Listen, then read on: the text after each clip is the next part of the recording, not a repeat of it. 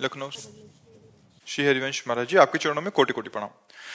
गुरुदेव कहते हैं कि अपनी भक्ति और साधना को छुपाना चाहिए। तिलक एवं कंठी पहनने वाले कतिपय भक्ति ना करें तो भी भागवतिक मार्ग के पथिक माने जाते हैं। गुरुदेव, अगर अपनी भागवतिक मार्ग को प्रकाशित नहीं करना है तो क्या कंठी एवं तिलक जरूरी है? नहीं, वहां जो कहा जा रहा है वो कंठी तिलक के लिए नहीं कहा जा रहा है, वो आपकी साधना के लिए कहा जा रहा है। जैसे आप कितना नाम जप करते हैं, आपको क्या अनुभूतियां हो रही हैं, आप कितना भगवान के प्रति समर्पित हैं, आपके क्या क्या पाठ हो रहे हैं, क्या क्या अनुष्ठान हो रहे हैं। नहीं, अपनी अनुभूतियों को, अपनी दिनचर्या को, अपनी साधना को तब तक छुपाए जब तक भगवत प्राप्ति ना हो जाए। और जब भगवत प्राप्ति हो गई तो फिर बात अलग है, फिर कोई भय का विषय नहीं रहता। इसलिए एक कंठी तिलक तो हमारे जैसे आप लोग सुहाग धारण करते हैं ठसक से, ऐसे हम सुहाग धारण करते हैं। ये हमारा सुहाग है। हम अपने इष्ट के प्रति जो सुहाग धारण किए हैं, इससे कोई हमारा उसमें हानि लाभ वाला विषय थोड़ी है। ये तो हमारा सुहाग है। जैसे आप मंगलसूत्र धारण करते हैं, ऐसे हम कंठी धारण करते हैं अपने प्रीतम के लिए। जैसे आप मांग भरती हैं, ऐसे हम अपने प्रीतम का श्रृंगार करते हैं। ये हम देखते ही पता चल जाएगा राधा वल्लभी संत है, ये राधा वल्लभ जी का है, पता चल जाता है। ये रामानंदी है, ये राम जी का है, ये शिव जी का है। तो ये सुहाग है, इसमें थोड़ी कि कोई क्या कहेगा, इसमें नहीं।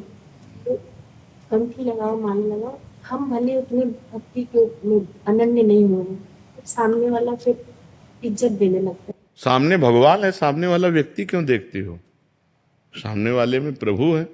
अब उसकी सोच है, वो हमारा उपहास करे या सम्मान करे, उसके विषय की बात है। हम उसकी मानसिकता से थोड़ी चलते हैं। भाई कौन क्या कहेगा इसके लिए हम थोड़ी हैं। हमारी साधना, हमारी उपासना, तुम हमें अच्छा कहो या बुरा कहो, तुम गाली दो या सम्मान दो, तो तुम्हारी मति की बात है, हमारी मति की। अगर जो उपासक लोग क्या कहेंगे तो घर बैठो उपासना नहीं कर सकते। लोगों का काम है कहना, कुछ तो लोग कहेंगे, अपनी मस्ती में। तस्मात् शास्त्रम प्रमाणम ते कार्य अकार्यो व्यवस्थित हो। हम शास्त्र के अनुसार चलें, हमसे कोई गलती ना हो, हमसे कोई त्रुटि। शास्त्र आज्ञा करता है अपनी साधना को छुपाओ, तो ये हमारी साधना नहीं, हमारा सुहाग है। साधना हमारी है जो हम अंदर करते हैं।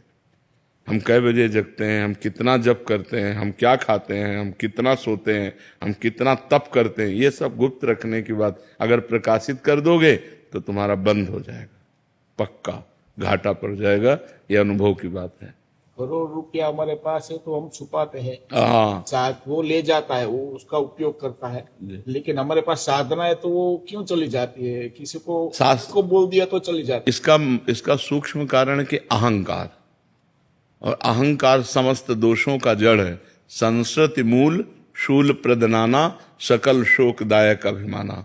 ये संस्कृति का मूल है, समस्त शोकों को प्रकट करने वाला है। जहां हम अपनी तपस्या, साधना, गुण, अनुभव वर्णन करते हैं तो उसमें हमारा अहम जागृत होता है। अहम जागृत होता से खत्म, आग लग जाती बस। मूल कारण उसका अहंकार है। और जब कहा नहीं कि भगवत प्राप्ति हो जाती है, इसके बाद अहंकार उत्पन्न होने का कोई सवाल ही नहीं। तो संत जन अपने अनुभव वर्णन करते हैं, अपनी दिनचर्या वर्णन करते हैं, अपनी साधना वर्णन करते हैं, क्योंकि अब उनको कोई फर्क नहीं पड़ने वाला। जो फर्क पड़ने वाली चीज थी वो खत्म हो चुकी है। तो जब तक वो स्थिति ना आ जाए तब तक साधक को अपने को छुपाना चाहिए। और जब वो स्थिति आ जाती तो बिस्तरे सब जग विमल कीर्ति, साधु संगति ना टरे। पूरे संसार में उसकी कीर्ति फैल जाती, उसका कोई घाटा थोड़ी हो जाता है। तो ये जब तक भगवत प्राप्ति न हो तब तक की बात है। थोड़ा बता दिया तो चला जाता है, फिर रोना आता है कि क्या कर दिया मैंने, ऐसा हो जाता। नहीं, बताने का ढंग भी बताने का ढंग है। हमने संतों ऐसे बताना चाहिए कि हमने संतों से सुना, यदि ऐसे चला जाए तो ऐसा लाभ मिल जाएगा।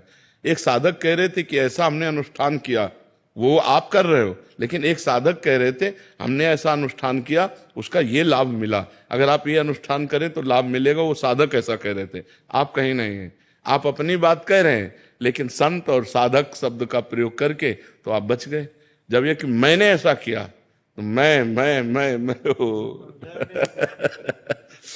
यदि गलती से दिनचर्या किसी को बता दिया, वो बिल्कुल अस्त व्यस्त हो गई, दोबारा से वापस चल। हाँ, बस पश्चाताप करें, अंदर जलन हो कि यार मतलब बहुत गलत हो गया, बहुत, अब आगे से गलती नहीं करेंगे। अब जैसे कोई पूछता तुम कै बजे जगती हो, 6 बजे ठाकुर जी जगा देते हैं। तुम कितना भजन करते हो, जितना ठाकुर जी करा देते हैं। खत्म खेल, उत्तर है। कोई अभिमान ही नहीं, जितना ठाकुर जी करा, जैसे ठाकुर जी रखे। ऐसे बहुत चतुराई से चला जाता है। रामय भजन ते चतुर नर, जो भगवान का भजन करते हैं बहुत प्रवीण होते हैं। ऐसे थोड़ी होते हैं कि मंद बुद्धि के होते हैं। हाँ, जो भगवान को भजते हैं उनके अंदर प्रवीणता आ जाती है अपने भजन को छुपाने को। एक संत भाव में कथा हो रही थी, मूर्छित हो गए, रोने लगे, सब बेबस, उनकी दशा बदल गई। राजा वहां बैठा हुआ था, उसने देखा ये तो महाभागवत है, तो चरणों को माथे पे लगाना और सब। उन्होंने देखा कि जब राजा प्रणाम कर रहा है तो पूरी जितनी सभा है ये सब तो अब हमारा भजन क्षीण हो जाएगा, बड़े विघ्न पड़ेगा। तो जब होश में आए तो उन्होंने कहा महाराज आपने क्यों प्रणाम किया? तो उनका हमने तुम्हारे अंदर समस्त भागवत गुण देखे। बोले नहीं महाराज, हमें मिर्गी आती है। पूरी सभा को गोल कर दिया, पूरी सभा। राजा ने कहा अच्छा? बोले हमें जब कभी ऐसा कुछ होता तो मिर्गी आ जाती, तो हाथ पैर पटकना, लार निकलना आंसू हमारे अंदर। राजा भी वापस एक पॉइंट से सब अपने को बचा लिया। तो अगर हम भक्ति को अपनी चरम सीमा में पहुंचाना चाहते हैं तो हमें छुपाना चाहिए जहां तक हो सके। लेकिन ये नहीं कि हम कंठी न धारण करें, हम भगवान का नाम न उच्चारण करें, नहीं नहीं, इतना नहीं। हम अपनी दिनचर्या को, अपनी तपस्या को, अपने अनुष्ठान को गुप्त रखें। वो हमारी ठसक है। हाँ, वो हमारी गुप्त वस्तु है, वो हमारे अंदर की वस्तु, उसे प्रकट न करें।